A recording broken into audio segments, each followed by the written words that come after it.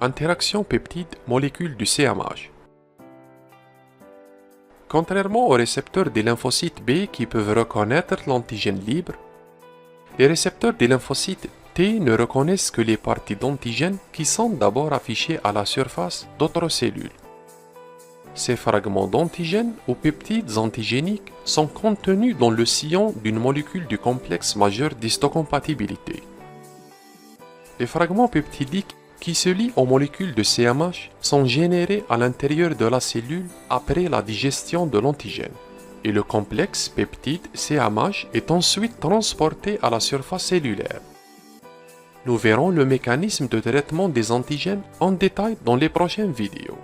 Nous nous concentrerons ici sur les caractéristiques des interactions des molécules de CMH et les peptides antigéniques.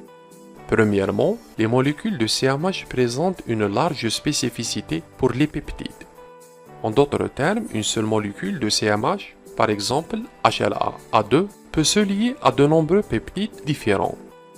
Et certains peptides peuvent se lier à plusieurs molécules de CMH différentes. Les peptides qui se lient aux molécules de CMH partagent des caractéristiques structurelles qui favorisent cette interaction. L'une de ces caractéristiques est la taille des peptides. Les molécules de CMH de classe 1 peuvent accueillir des peptides de 8 à 11 résidus d'acides aminés de long, et les molécules de CMH de classe 2 se lient à des peptides pouvant avoir de 13 à 18 résidus de long, voire plus.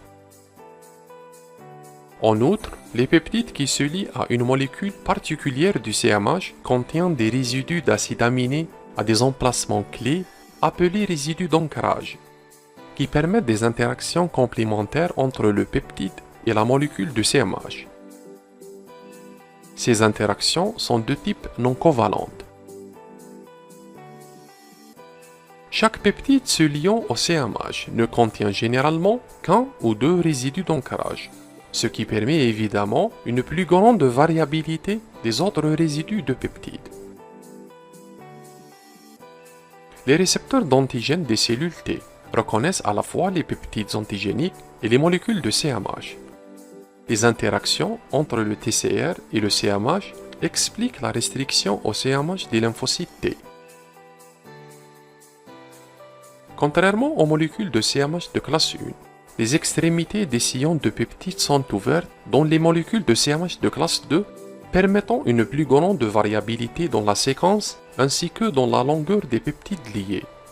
C'est pourquoi les molécules de CMH de classe 2 contiennent des peptides plus longs que les molécules de CMH de classe 1.